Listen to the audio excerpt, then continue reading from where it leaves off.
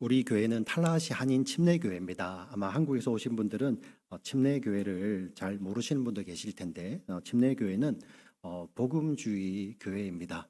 자, 그러면 한국에서 이제 장로교를 다니시고 또 감리교를 다니시고 순복음교회를 다니신 분들도 여러분들이 계시겠죠. 뭐 그리스도의 교회를 다니신 분들도 계실 거예요. 자, 그 교회도 이제 복음주의 교회입니다. 도대체 복음주의 교회가 뭔가 여러분 한번 요즘 많이 들어보셨을 텐데요. 요즘은 이렇게 교단보다는 복음주의냐 아니면 복음주의에 반대되는 말이 자유주의라는 말입니다. 네. 그 차이를 뭐 명확하게 정의할 수는 없어요. 그러나 이거 하나로 이렇게 나뉘어지는 이 척도가 있습니다. 제가 이제 말씀을 설명을 드려볼게요. 복음주의는 이렇게 설명할 수 있겠습니다. 오직 하나님의 은혜로, 오직 예수 그리스도를 믿음으로, 오직 성령의 역사하심으로 구원받는 그 구원을 믿는 것. 그게 복음주의예요. 다시 해볼게요. 오직 하나님의 은혜로, 오직 예수 그리스도를 믿는 믿음으로, 오직 성령의 역사하심으로 우리 하나님의 자녀들에게 구원이 있다는 것이 바로 복음주의 교회입니다. 그럼 자유주의는 어떻게 말할까요? 자유주의는 한번 생각해 보셨습니까? 자유주의. 예, 거기 앞에서 오직이란 말을 빼면 돼요. 예. 하나님의 은혜로 예수 그리스도를 믿음으로 성령의 역사하심으로도 구원받을 수 있다. 오직이란 말이 빠집니다. 그래서 하나님의 은혜가 아니어도 예수를 믿는 믿음이 아니어도 성령의 역사하심이 아니어도 거기 하나님의 은혜가 있을 수도 있고 없을 수도 있고 예수를 믿는 믿음이 있을 수도 있고 없을 수도 있고 성령의 역사하심이 있을 수도 있고 없을 수도 있고 오직이 없는 거죠. 이 자유주의입니다. 비슷해 보이지만 많이 다른 것이죠. 근데 이것이 우리의 영생을 좌우하게 됩니다. 굉장히 중요하죠. 그럼 제가 한번 질문해 보겠습니다. 여러분 복음 많이 들어보셨습니다. 오늘 여기서 복음주의라고 이야기를 했는데요. 복음이 도대체 무엇입니까? What is gospel? What is gospel? 사도 바울이 지금 디모데 후서를 기록하고 있는 사도 바울이 로마서 1장 16절에 이런 말씀이 있어요. 내가 복음을 부끄러워하지 아니하노니 이 복음은 모든 믿는 자들에게 구원을 주시는 하나님의 능력이 됨이라 라고 나는 복음을 부끄러워하지 않는다고 해요. 그래서 우리는 복음을 부끄러워하지 아니하고 이 자리에서 하나님의 은혜, 예수님께서 주시는 믿음, 성령의 역사하심을 지금 찬송하고 있습니다. 여러분들에게 지금 다시 한번 또 질문할 복음은 아까 뭐 사실 한 단어로 제가 정의할 수는 없겠죠. 근데 아까 제가 복음주의를 정의할 때 그 정의를 가지고 온다면 오직 하나님의 은혜로 그리고 오직 예수를 믿는 믿음으로 오직 성령의 역사하심으로 구원받는 게 구원의 복된 소식이죠. 그래서 우리 복음이라는 이 헬라어 단어는 유앙겔리온이라고 하기도 하고요. 후앙겔리온이라고 합니다. 영어로 이벤젤리즘이 거기서 나오죠. 그래서 우리 한글은 복된 소리, 복된 소식이라고 번역을 했습니다. 아주 잘 번역된 거죠. 사실 예수님 오셨을 그 당시에 복된 소식이라는 것은 그들에게는 정말 그들의 나라가 부강해지고 그들이 전쟁에 나가서 이기게 되는 그런 소식을 복된 소식, 복음이라고 이야기를 하는데요. 성경이 말하는 복음, 예수님이 이 땅에 오심으로 말미암아 우리에게 보여주신 복음은 조금 다릅니다. 근데 그 복음의 정의, 내가 가지고 있는 그 복음의 정의가 여러분들의 영원성을 결정하게 됩니다. 영생이냐 영벌이냐를 결정하게 되는데 너무나도 중요하지 않겠습니까? 네. 그래서 우리는 구약부터 신약까지 늘 말씀을 배울 때마다 그 복음이 무엇인지를 듣고 가죠. 그렇지 않습니까? 그래서 왜 그렇습니까? 이 복음은 모든 믿는 자들에게 구원을 주시는 하나님의 능력이기 때문이죠. 자, 오늘 이 자리에 와서 정말 은혜로운 찬양을 우리가 같이 드렸습니다. 근데 우리가 가사 없이 소리만 들어도 감동할 수 있잖아요. 그죠? 그 감동이 하나님의 능력은 아니거든요. 네. 그 안에 있는 정말 하나님께서 내게 주신 믿음으로 말미암아 그 안에 있는 그 가사 한 절 한 절을 우리가 같이 아멘할 수 있는 것인데, 우리가 보고 있는 구약부터 신약이 그 하나님의 복음에 대해서 계속 이야기를 하고 있습니다. 그래서 여러분들 항상 이 성경을 읽어가면서 이 질문에 대해서 대답을 하실 수 있는 그런 대답을 가지고 성경을 읽으셔야 돼요. What is gospel? 복음이 무엇입니까? 라는 그 질문에 대한 대답으로 우리는 이 말씀을 읽어 나가고 있습니다. 그래서 한 문장으로 이렇게 설명할 수도 있지만 또 성경이 창세기부터 요한계시록까지 있는 것은 같은 의미지만, 같은 뜻이지만, 그러니까 제가 서두에 말씀드렸던 오직 하나님의 은혜, 오직 예수 그리스도를 믿는 믿음, 오직 성령의 역사하심, 그 같은 맥락이지만 그것을 또 다른 표현을 하고 있죠. 그렇기 때문에 어느 성경을 읽어가든지 복음이 무엇인가라는 그 질문에 대한 답을 찾아가면서 이 성경을 읽어가야 되는 것입니다. 근데 참 신기한 것이요. 성경을 읽다 보면 그 질문, 복음이 무엇입니까? 라는 그 질문이 어느 순간에 복음이 누구입니까? 라는 질문으로 바뀌게 됩니다. 물론 이렇게 어느 곳에 가든지 그냥 그렇게 한다라는 말이 아니라, 여러분 성경을 읽으면 분명히 이곳에서는 복음이 무엇인지, what에 대한 우리 대답은 영어는 is죠, 그죠? 살아있는 게 아니라 어떤 사물입니다. 아니면 어떤 대상인데요. 복음이 무엇이냐라고 질문을 하다가 어느 순간에 어느 장에 가서 보면 마치 성경 저자가 복음이 누구입니까? 라고 묻고 있는 것 같아요. 우리 표현으로는 우리 어떻게 문법적으로 맞지 않잖아요. 그죠? 복음이 무엇입니까? 라고 물어야 되는데 마치 어떤 성경을 읽다 보면 복음이 누구입니까? 라는 것에 대해 대답을 하고 있는 것 같아요. 그것을 잘 보여주는 성경이 바로 오늘 우리가 읽었던 디모데후서 2장 8절 말씀입니다. 같이 한번 읽어보겠습니다. 같이 읽겠습니다. 시작.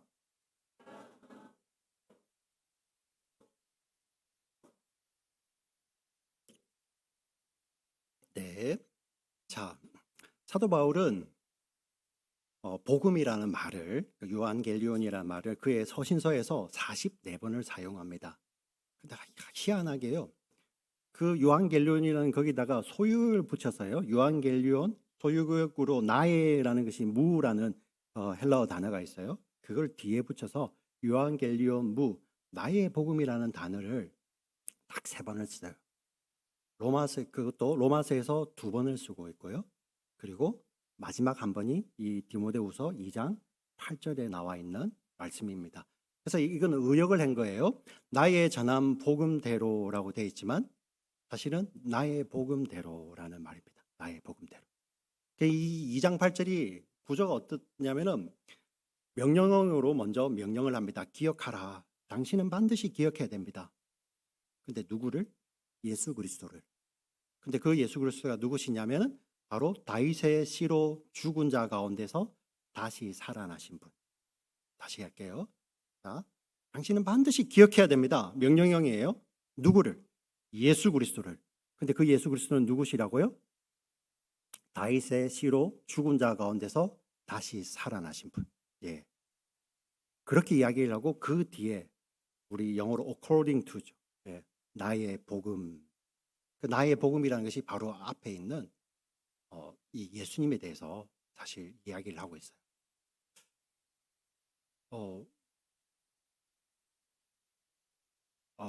참 나의 복음. 사실 이 자리에 계신 분들 가운데서 도대체 나의 복음은 뭐지? 여러분 마음 가운데 내 복음은 뭐지? 지금 한번 여러분 마음 가운데 한번 꺼내 보세요. 내 복음은 무엇인가? 나의 복음은 무엇인가? 근데 그 복음이 여러분들의 영혼성을 결정을 해요. 제가 한번 비유로 드려볼게요. 만약에 지금 집에 가스레인지에 불을 안 끄고 오셔서 찌개를 올려놓고 진짜 급하지 않습니까? 우리 어머니들, 아버지들 내 집에 지금 가스레인지 불을 안 끄고 왔어. 안 급하세요? 냄비가 막 끓고 있어. 심지어 다 타버릴지도 몰라. 그거 진짜 급한 거잖아요. 근데 성경이 이야기한 것은 그거보다 더 급한 것이 지금 우리 마음에 그 복음이 있냐. 복음. 나의 복음이 우리의 영혼 가운데, 우리의 마음 가운데 내가 믿고 내가 붙드는 복음이 있냐 없냐가 다른 어떤 것보다도 더 시급한 겁니다. 나의 이 복음에 대해서 이야기를 하고 있습니다. 오늘 성경이 이렇게 설명을 하고 있습니다. 당신들은 기억하십시오. 예수 그리스도를 다윗의 씨로 나셔서 죽은 자 가운데서 부활하신 예수 그리스도로. 다윗의 씨라는 말이 가장 먼저 나오는 성경이 바로 사무엘하 7장에 나옵니다. 사무엘하 7장에 보면 이스라엘의 2대 왕입니다. 엄청나게 하나님께서 축복하셔서 정말 강성해지고 부해졌던 다윗 왕을 이야기합니다. 2대 왕. 정말 다윗 왕국 하면은 이스라엘 역사 가운데서 가장 강력한 시대죠. 그때 다윗이 자기는 백향목 궁에 있는데 하나님의 전은 저런 이렇게 장막에 있으니 다윗이 마음이 너무나 불편합니다. 그래서 선지자 나단을 불러서 내가 하나님을 위하여서 전을 짓고 싶다. 나는 이 휘황찬란한 백향목 궁에 있는데 하나님의 전은 저렇게 천막에 있다. 그러자 나단이 참 기뻐합니다. 다윗 당신의 마음이 너무 아름다운 것 같습니다. 그대로 하십시오. 선지자가 그렇게 얘기를 하죠. 근데 그 밤에 하나님께서 나단에게 나타나셔서 이렇게 말씀을 하십니다. 다윗은 나를 위해서 전을 못 짓는다. 그러나 내가 그 다윗의 아름다운 마음을 내가 받았다. 그리고 나는 약속을 한다. 하나님이 이렇게 말씀을 하시죠. 다윗의 시에서 다윗의 몸으로 나온 그 시가 나를 위해서 전을 지을 것이다. 그리고 나는 그의 왕위를 영원히 하게 해줄 것이다 라고 하나님 약속을 해주십니다. 그런데 여러분 보시면 구약 성경대로요 어떻게 합니까? 다윗의 아들 솔로몬이 성전을 짓습니다. 그럼 성전이 어떤 곳이냐면은 우리 인생은요, 재범한 인생은 하나님의 영원성으로 말미암아 거기서 단절이 되어서 영벌 가운데 있는 자들이에요. 예. 아담 이후로 태어난 자들이, 여러분 우리가 복음을 가장 오해하는 것이 여기서 나옵니다. 너 예수 믿으면 천국, 예수 안 믿으면 지옥. 이런 개념은 성경이 없어요. 성경이 말하는 개념을 말씀드릴까요? 모두가 지옥이었어요. 모두가 지옥. 모두가 영벌 가운데 가는데 예수님이 오셔서 그가 하나님 안에, 예수님 안에서 하나님께서 미리 아시고 정하시고 택하신 자들, 그리고 예수의 십자가로 말미암아 그를 부르시고 의롭다 하셔서 그 안에 믿음이 들어가겠죠. 그죠? 인내하고 견디게 하셔서 결국은 영광스러운 모습으로 영원한 하나님 나라를 보내게 할 그 예수님 안에 있는 거거든요. 그래서 갈림길이 아니에요. 모두가 영벌 가운데 있는데 하나님의 은혜가 주권적으로 임해서 예수님의 안에 있는 자들이 정해지는 거예요. 근데 왜 성전이 왜 중요하냐면은 정말 하나님께 우리가 다시 붙어야지 살게 되는데, 영생 가운데 들어가게 되는데, 죄 있는 인생은 하나님께 나아갈 수 없거든요. 근데 하나님께서 유일한 길을 우리 구약에 말씀해 주셨죠. 어떻게 하십니까? 하나님께서 내가 너를 만나 주겠다. 그게 성전이죠. 하나님의 영광이 지성소 가운데 임합니다. 근데 그냥 임하시는 것이 아니라 피를 뿌리고 임하죠. 짐승의 피를 잡습니다. 하나님 그것을 거룩하다라고 이야기를 합니다. 우리 사람의 생각에 피가 뿌려진 것이 어떻게 깨끗하고 거룩합니까?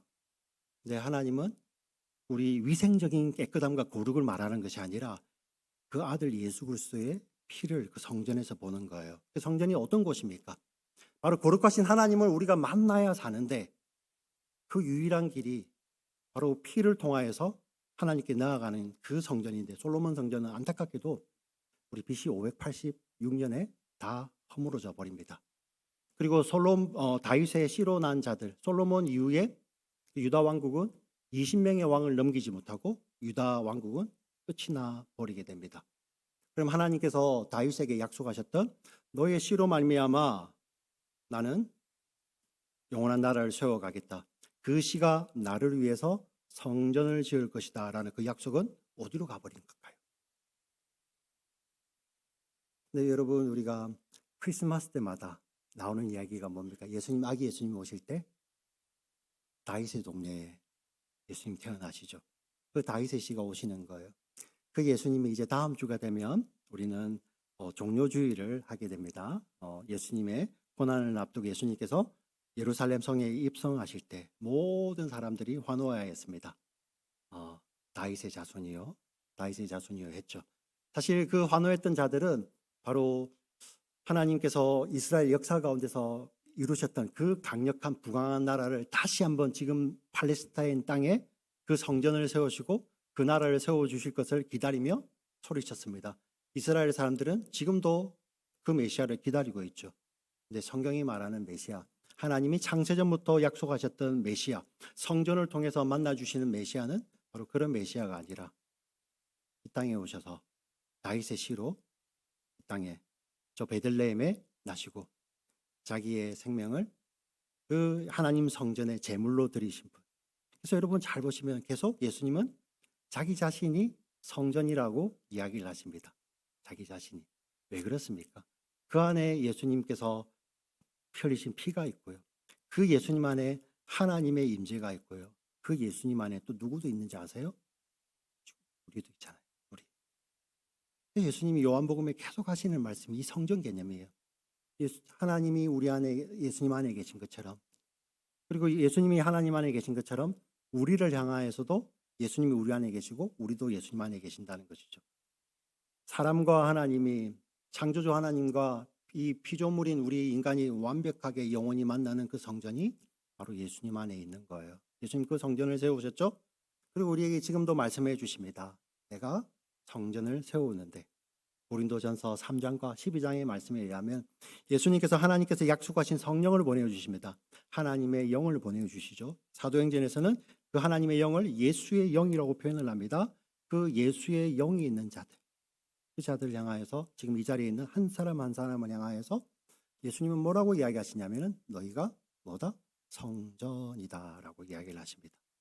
예, 다윗의 씨가 성전을 그렇게 세워 나가시고 이 성전된 우리를 통하여서, 예수를 믿는 우리를 통하여서 하나님의 뜻과 하나님의 그 놀라운 그 감추어졌던 모든 비밀들을 우리 성도들을 통하여서 계시를 통해 다 드러내는 거예요.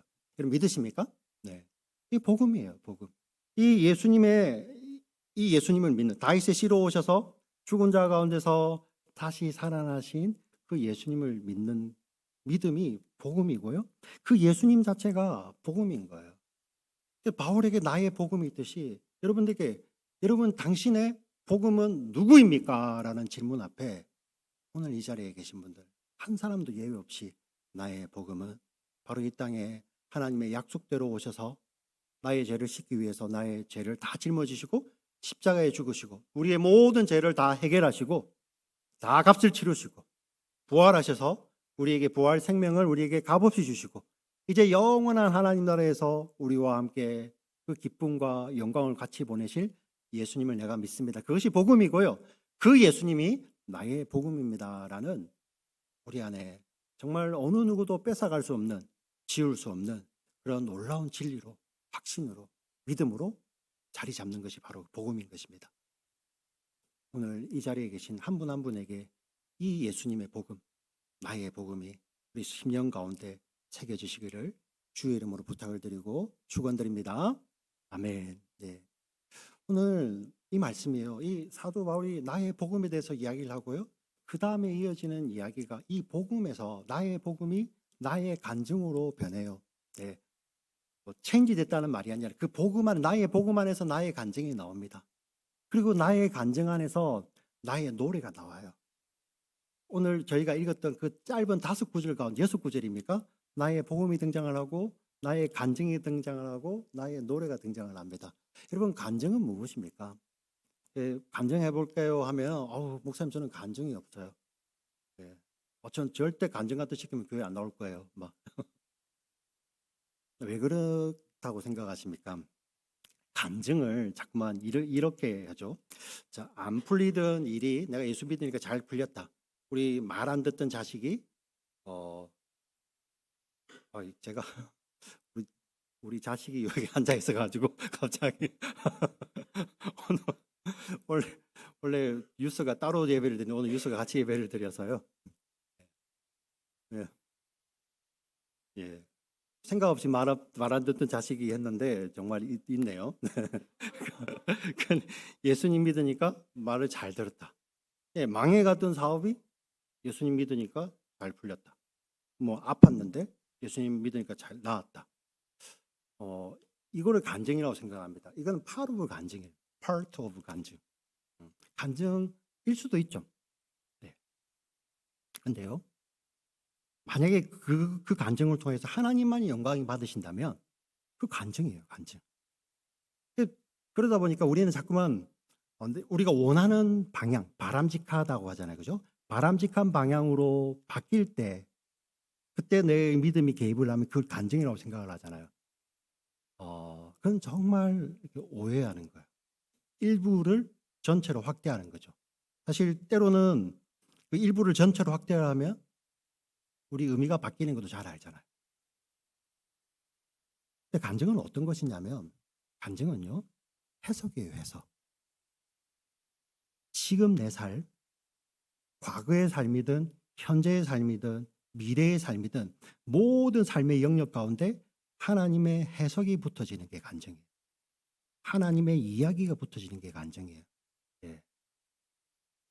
그래서 우리가 구원받을 때만 하는 것이 그 간증 신앙 고백, 침례받을 때만 하는 것이 그 신앙 고백, 옛날에 20년 전의 이야기가 아니라 지금 우리의 삶이 어떤 삶이든 간에 그때 하나님의 역사가 있잖아요. 하나님의 해석이 있잖아요. 그걸 간증이라고 이야기를 하는 거예요. 우리가 이 간증의 개념이 모호하니까 나는 그렇게 특별히 변한 거 없는 것 같은데요. 목사님, 저는 간증이 없어요. 저는 어릴 때부터 모태신앙으로 자라가지고 그냥 평범하게 자라서 하나님 정말 저도 좀 방황하다가 돌아오게 하셔서 멋진 간증도 하면 좋을 것 같은데, 간증을 자꾸만 그렇게 사람들의 귀가 즐거운 멋진 이야기로 생각을 하니까 나는 간증이 없다고 이야기를 하죠. 그렇지 않다는 것입니다. 네. 오늘 이 본문에서 사도 바울의 간증이 나타납니다. 우리 9절 10절을 같이 한번 읽어볼까요? 9절 10절 같이 읽겠습니다. 시작.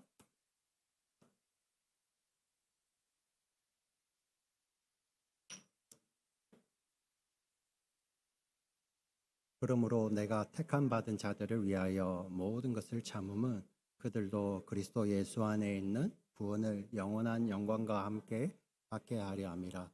자, 여기 9절에 보시면 내가 죄인이다 표현을 하는데 그냥 내가 죄인 이 정도의 단어가 아니라 진짜 흉악범을 나타내는 그 죄인을 이야기합니다. 지금 디모데후서가 어디라고요? 바울이 이제 이 편지를 쓰고 그 다음 언제 바울은 참수형을 당합니다. 목이 언제 달아날지 몰라요. 네. 정말 그 로마의 제국의 그 반역자로 몰려 있기 때문에.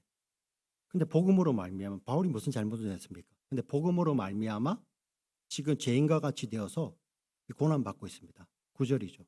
10절에는 그 고난 가운데서 참고 있다고 이야기를 해요.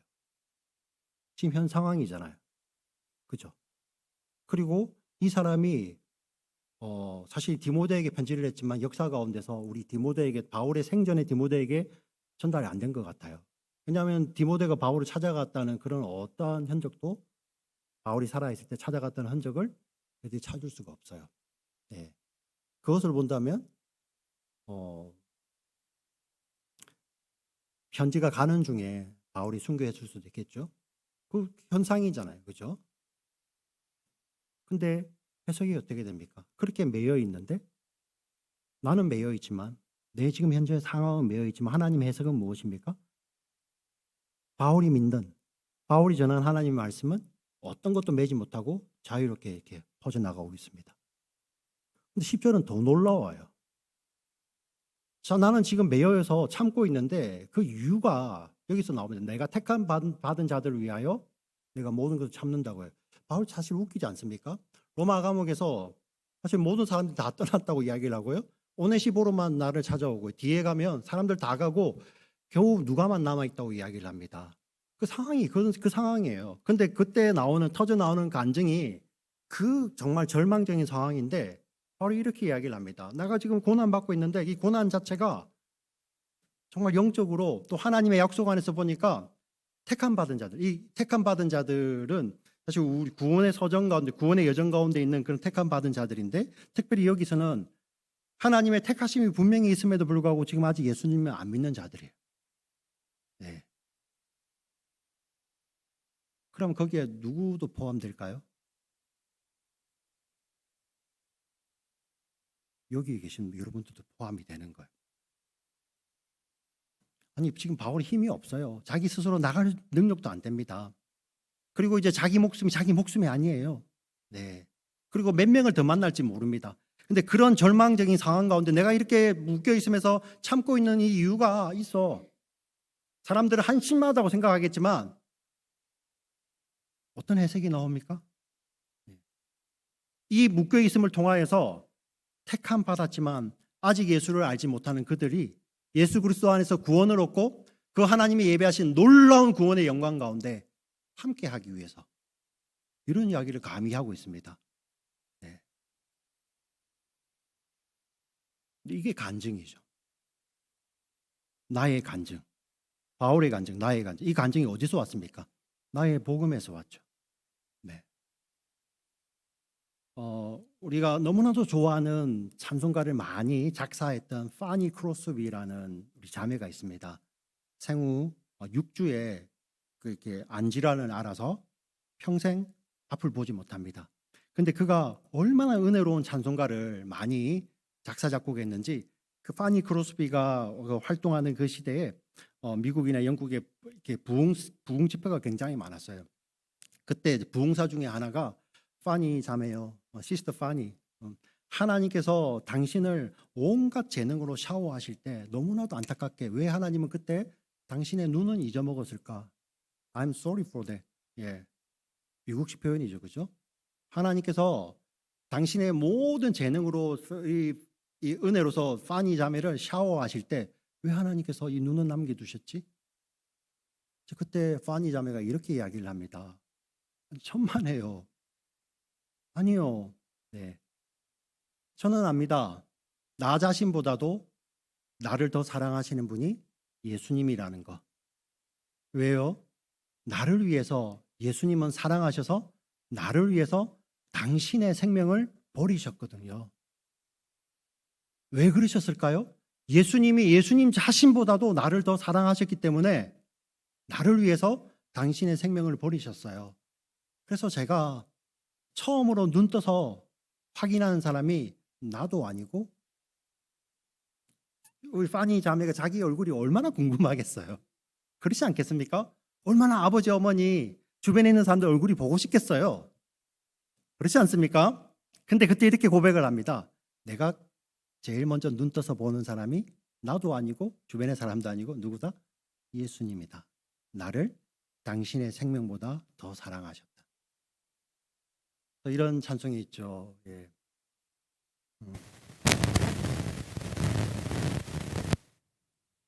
제 노래하라고 이렇게 깔아주시네.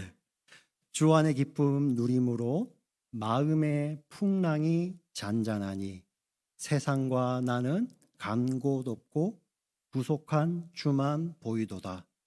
이것이 나의 간증이요 이것이 나의 찬송일세. 나 사는 동안 끊임없이 구주를 찬송하리로다. 한 번도 자기 얼굴도 봐보지 못한 그 자매의 입에서 이런 간증이 나오는 거예요. 아무것도 보이지 않지만 역사 가운데서 흘러넘치는 하나님의 은혜와 사랑을 봤기 때문에 그런 간증이 있는 것이죠. 그 간증이 어디서 왔어요? 나의 간증이 나의 노래. 지금 이 자리에 계신 분들에게도 그 4명 가운데 나의 복음으로 말미암아 나의 간증이 있는 우리 믿음의 지체들 되기를 주 이름으로 축원합니다. 아멘. 그리고 이어지는 마지막이 바로 나의 노래입니다. 남은 3구절인데요. 이 3구절 가운데서 노래 가사가 4절이 있습니다. 거의 대부분의 우리 성경학자들이 동의하는 것이 11절부터 13절까지 이 구절 가운데 패러렐드 되어 있는 노래 가사가 있어요. 그 초대교회 당시에 교회가 불렀던 이 가사가 있는데 같이 한번 찾아보시겠습니다. 11절부터 13절까지 같이 읽어보겠습니다. 시작.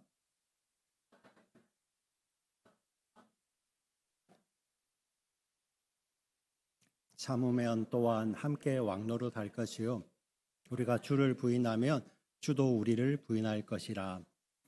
우리는 미쁨이 없을지라도 주는 항상 미쁘시니 자기를 부인하실 수 없으시리라. 아멘. 여기도 미쁘다라는 말은 신실하다는 말이에요.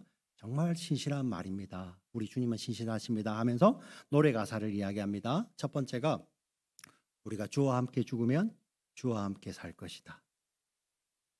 주와 함께 참으면 주와 함께 왕노릇 할 것이다. 이 두 구절을 합치면요, 주와 함께 죽고 참는 자들은 영원히 주와 함께 살며 영원히 주와 함께 다스릴 것이다. 예, 이 다스림이라는 것이 십자가의 다스림이에요. 이 땅이 말하는 왕이 아니에요. 이 땅이 말하는 왕은 군림하는 자잖아요. 근데 예수님은 그런 분이 아니세요. 어떻게 우리를 다스리신다고요? 십자가로 다스리시죠. 그게 뭡니까? 지금 이 자리에 계신 여러분보다 여러분의 생명을 예수님은 자기의 생명을 여러분들을 위해서 주신다는 건 무엇입니까? 여러분들 생명을 더 귀하게 여기시는 거예요. 그게 왕의 다스림, 예수님의 다스림이에요. 서로 옆에 있는 사람들을 그 예수님 때문에 우리가 왕노릇 한다는 것이 이제 지금부터 너는 나의 미체가 아니라 당신의 생명이 예수님 때문에 더 귀합니다. 라는 이런 고백들이 그게 왕노릇이죠. 자, 이것을 주와 함께 죽고 주와 함께 고난받는 자들이 누리는 기쁨입니다. 근데 뒤에 보면 참 우리 마음이 막 질리죠. 우리가 주를 부인하면 주도 우리를 부인할 것이요. 12절. 이거 너무 대단한 가사 아닙니까? 네. 특히 우리 마태복음 10장에 보면 예수님 이런 말씀을 하세요. 내가 이 땅에서 사람들 앞에서 나를 인정하면 나도 내 아버지 앞에서 너를 인정할 것이고, 사람들 앞에서 나를 부인하면 내가 내 아버지 앞에서 나도 너를 부인할 것이다. 이렇게 이야기를 하세요. 이 이야기를 베드로는 들었거든요. 그러니 사실 베드로가 그 예수님 십자가에 날리실 때 부인하잖아요. 그러니 베드로가 얼마나 의기소침했는지 사실 알겠죠. 그죠? 예수님 찾아오셔가지고 회복시킬 때까지 베드로가 말을 못 하잖아요. 이 말이 있으니까. 근데 도대체 그러면 이 말은 어떤 의미일까요? 예수님이 막 이렇게 숨어서 지켜보시다가 너 지금 부인했지? 그래, 내가 부인해 버릴 거야. 예수님 부인하기만 해봐. 내가 하나님 앞에 너 부인해 버리지. 이런 의미가 아니라는 거예요. 이 어떤 의미냐면 지금 이제 아이들이 장성하면 조금 이게 의미가 안 닿는데요. 어린 아이들하고 만약에 골짜기나 위험한 산길을 걸어간다 생각해 보세요. 네. 여기 어린 아이가 많은 윤수나 지아 같은 애를 데리고 가는데요. 이렇게 엄마 아빠가 이야기를 하죠. 윤수나 지아에게 너 이렇게 내 손 꼭 잡아. 내 손 꼭 잡아. 큰일 나. 내 손 안 잡으면 너 큰일 나. 여기서 떨어지면 죽어. 내 손 꼭 잡아. 이렇게 이야기할 때 우리 엄마 아빠가 윤수야, 지아야, 나는 네 손을 놓을 거야. 이런 의미인가요?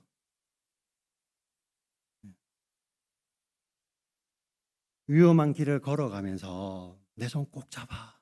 너 네 손 놓으면 큰일 나. 라고 경고하는 것은 아버지가, 어머니가 나는 손을 놓을 거야 라는 그런 의미보다는 네가 이 손을 놓치면 절대 안 되니까 나를 꼭 붙들어야 돼 라는 의미잖아요. 그죠? 네. 우리에게도 이 의미로 주시는 것입니다. 우리가 만약에 이거는 이렇게 되죠. 우리가 이 땅에서 많은 것을 가지고 꼭 붙들고 있었어요. 심지어 인정도 많이 받았습니다.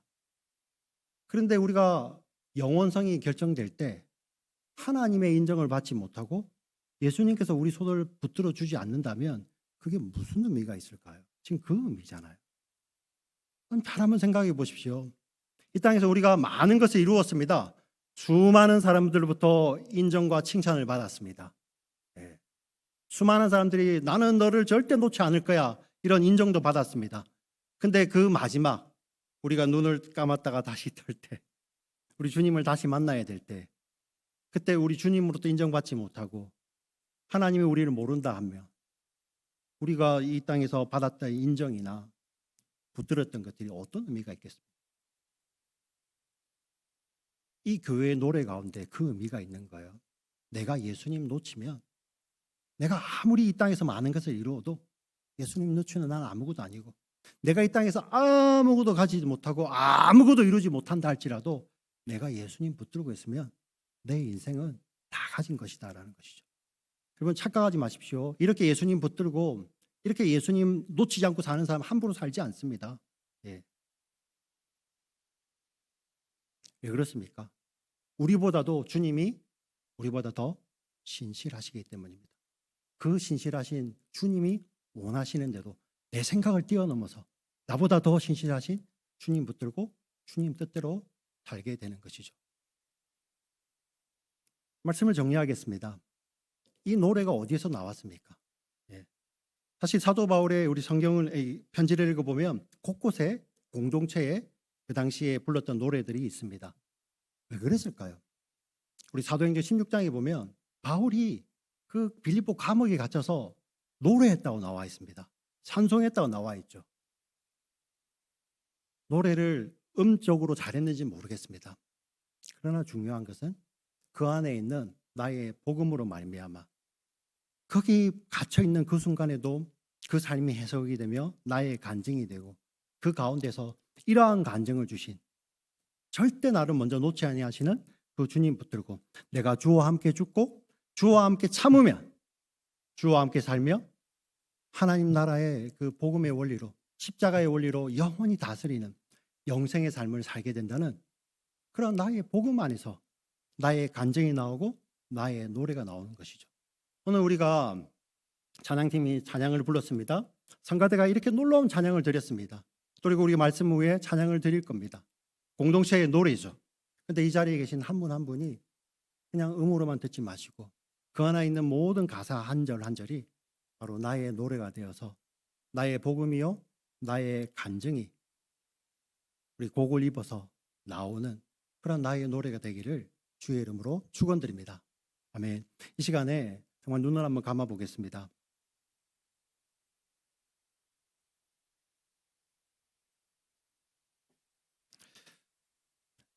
지금 오늘 설교를 드릴 때 나의 복음, 나의 간증, 나의 노래라는 표현을 많이 썼습니다.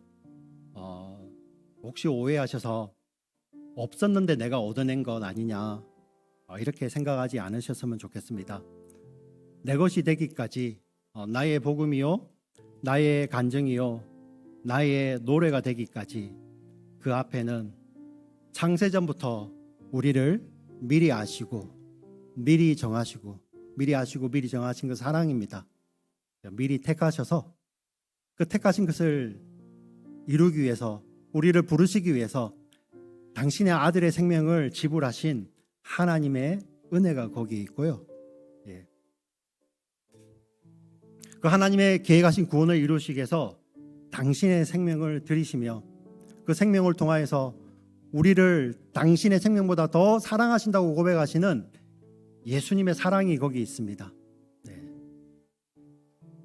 그리고 그 가운데 정말 이 말도 안 되는, 세상 어떤 것으로도 설명할 수 없는 이 나의 복음을 우리 가운데 적용하시기 위해서 믿는 우리에게 찾아오셔서 우리가 슬플 때나 기쁠 때나 어렵고 힘들 때나 즐겁고 감사할 때나 그 어떤 순간에도 우리를 떠나지 아니하시고 우리 내면 가운데서 우리를 복음으로 붙들어 주시고 그 십자가의 주님으로 붙들어 주시고 또 그 주님을 향하여서 그 부르심의 상을 향하여서 믿음의 경주를 오늘도 걸어가게 하시는, 달려가게 하시는 성령님의 인도하심이 그 안에 있는 것입니다. 그것을 기억하며 오늘 나의 복음 때문에 나의 모든 상황이 나의 간증이 되며 그 간증 안에서 정말 예수님 나와 함께 영혼을 보내시기 위해서 십자가에서 참으셨던 그 예수님과 오늘을 함께 살며 함께 죽고 함께 참으며 또 주님과 함께할 영원한 그 나라를 바라보며 오늘을 인내하며 견디며 또 주님만 붙들고 걸어갈 수 있는 그런 노래를 부르는 우리 믿음의 공동체가 되기를 소원합니다. 오 사랑의 하나님 아버지, 감사합니다. 정말 자격 없는 저희들 먼저 사랑하여 주셨던 하나님의 은혜와 사랑 때문에 저희들 나와왔습니다. 오늘 이 디모데후서 2장 8절의 말씀, 이 말씀을 읽으면서 정말 우리 가운데 나의 복음이 다시 한번 새롭게 깨달아지게 하여 주시고, 이 나의 복음 때문에 내 삶이 나의 간증이 되게 하여 주시고, 흘러넘치는 간증 때문에 그 가운데서 나의 노래가 넘치는 우리 모두가 되게 하여 주시옵소서. 귀하신 우리 구주 예수 그리스도의 이름으로 기도드립니다. 아멘.